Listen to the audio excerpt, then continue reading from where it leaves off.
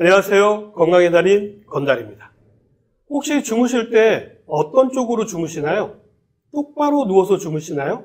아니면 한쪽으로 누워서 주무시나요? 만세를 부르며 주무시는 분들도 계실 테고요. 엎드려서 주무시는 분들도 계실 텐데요. 일반적으로 똑바로 누워서 주무시는 분들은 그리 많지 않으실 겁니다.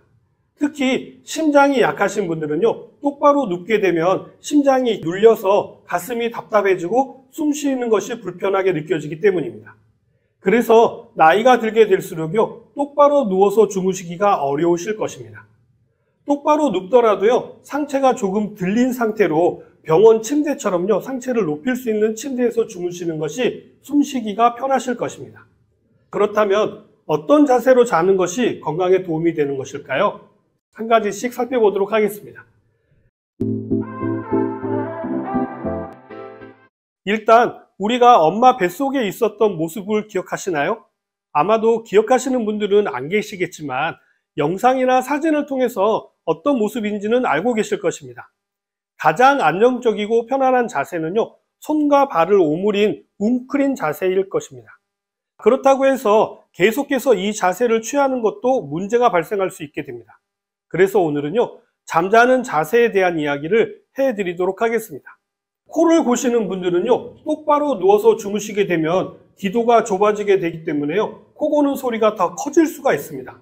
그렇기 때문에 똑바로 주무시기보다는요, 옆으로 주무시는 것이 좋습니다. 특히 수면 중 무호흡증이 있으시다면요, 더더욱 똑바로 주무시면 안 됩니다. 무호흡 시간이 길어질수록요, 심장에 무리를 주기 때문에요, 이런 경우라고 한다면 꼭 병원에 가셔서 수면 다원 검사를 받아보시기 바랍니다. 역류성 식도염이 있으신 분들은요, 똑바로 주무시기보다는요, 약간 왼쪽으로 돌아 누우시는 것이 좋은데요. 왼쪽으로 누우시게 되면은요, 위산인 식도로 역류되는 현상을 방지해서요, 속쓰림 완화와 함께 소화불량 개선에도 도움이 됩니다. 그 이유는요, 우리의 위가 본인을 기준으로 해서 왼편에 위치하고 있기 때문인데요. 이렇게 왼편으로 돌아 눕게 되면 위가 왼쪽으로 쏠리면서 위 모양대로 자리를 잡게 됩니다. 그러나 반대로 오른편으로 돌아 누우시게 되면요, 위가 거꾸로 매달린 듯한 모양이 되어서요, 식도 괄약근이 이완되어 가지고 위 속의 음식물과 위산이 역류되어서 속쓰림을 더 악화시킬 수 있게 됩니다. 참고로 역류성 식도염은요, 숙면을 취하는 것만으로도요, 증상을 완화하는 데 도움이 됩니다. 다음은 왼편으로 돌아 누우시면 심장 질환을 예방하는 데도 도움이 되는데요. 똑바로 눕게 되면 심장도 압박을 받게 되는데요. 이때 왼편으로 누우시게 되면 심장의 압박이 풀어지고요, 숨도 편안하게 쉬게 됩니다. 우리 심장도 명치 위에 있는데요. 이게 약간 왼쪽으로 치우쳐져 있습니다. 이렇게 왼편으로 눕게 되면요, 심장을 원활하게 박동시켜서 전신에 피를 공급할 수 있게 되는데요. 이렇게 되면 혈액순환도 좋아지기 때문에 숙면에도 도움이 됩니다. 물론 서 있는 자세가 혈액순환에는 좋은 자세입니다만 누운 자세 중에서는요, 왼편으로 누우시는 것이 좋다라는 의미이죠. 이렇게 왼편으로 눕는 자세는요, 임산부에게도 도움이 되는데요. 혈액순환이 잘 되어서 탯줄을 통해서 영양과 산소를 공급받는 아이에게도 도움이 되기 때문입니다. 왼편으로 눕게 되면은요, 림프 순환에도 도움이 되어서요, 노폐물 배출에도 도움이 되는데요. 특히 자고 일어나면 얼굴이 붓는 분들 계시죠? 이런 분들에게도요, 도움이 될 수가 있다고 하니까 참고하시기 바랍니다. 이렇게 혈액순환이 잘 되면요, 정맥혈의 역류도 막을 수가 있기 때문에요, 정맥류가 있으신 분들에게도 도움이 될 수 있겠죠. 과식한 상태에서 눕게 되면 속이 불편해지는 경우가 있게 되는데요. 이때도 왼편으로 누우시게 되면 속이 좀 편안해지는 것을 느끼시게 될 것입니다. 일반적으로 아무 일도 없는데요, 습관처럼 왼편으로 돌아 누우시는 분들은요, 위가 약하신 분들이 많으시고요, 반대로 오른편으로 돌아 누우시는 분들은요, 간이 약하신 분들이 많으십니다. 잠자는 자세만으로도요, 주무시는 분들의 성격과 그 사람의 장기의 기능을 가늠해 볼 수가 있는데요. 흔히 태아형이라고 하죠. 옆으로 웅크리고 주무시는 분들은요, 강해 보이지만 여리고 따뜻한 마음의 소유자이고요. 남성보다는 여성의 경우가 2배가량 많다라고 합니다. 다음으로 일자형인데요. 옆으로 일자로 주무시는 분들은요, 마음이 넓고 느긋한 사람의 경우가 많다고 합니다. 그만큼 허술한 부분도 많아서요, 쉽게 사람을 믿어서 사기 당하기에 딱 좋은 유형이라고 하네요. 다음은 똑바로 누워서 자는 형태인데요. 바른 생활 사나이의 경우가 많습니다. 결단력이 있고요. 규율과 규칙을 중요시하는 편이죠. 단체 생활의 리더의 성격이 강한 분들이 여기에 속합니다.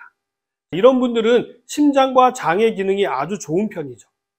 다음은 엎드려서 주무시는 분들인데요. 이런 분들은 소심한 성격의 소유자분들이 많고요. 쉽게 마음의 상처를 받는 분들이십니다. 주로 이런 분들은요, 심장의 기능에 문제가 많거나 많이 발생할 수 있고요.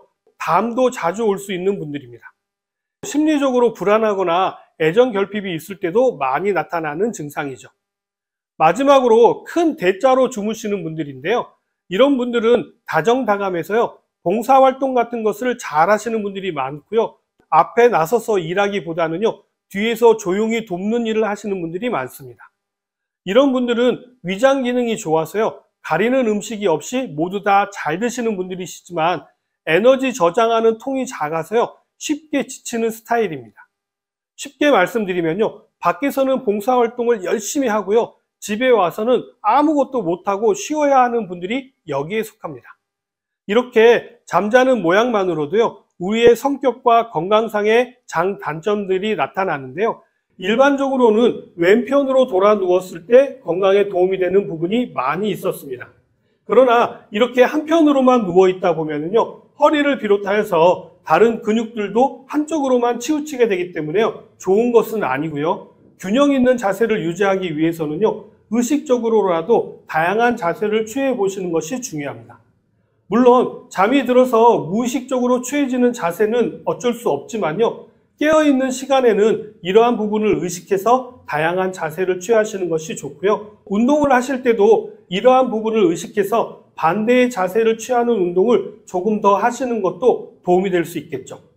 하지 불안증이 있는 분들의 경우에는요, 두꺼운 이불, 무게가 있는 이불로요, 다리를 덮어주시는 것도 도움이 될 수 있습니다.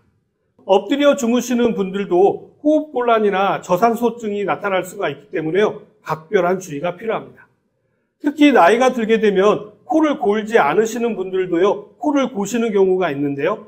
이건 근육이 약해져서 나타나는 자연스러운 현상으로 보시면 됩니다. 그래서요, 나이 드신 분들이시라고 한다면 병원 침대처럼 약간 상체를 높게 해서 주무시는 것도 좋은 방법이 될 수 있겠죠. 요즘은 일반 침대도 상체나 하체의 높이를 조절할 수가 있는 침대가 있던데 그런 침대를 이용해 보시는 것도 건강을 유지하는 데 도움이 될 수 있습니다. 오늘은 주무시는 자세에 대해서 말씀드렸는데 어떻게 좀 도움이 되셨나요? 그럼 저는 다음에 더 좋은 내용 가지고 다시 찾아뵙도록 하겠습니다. 감사합니다.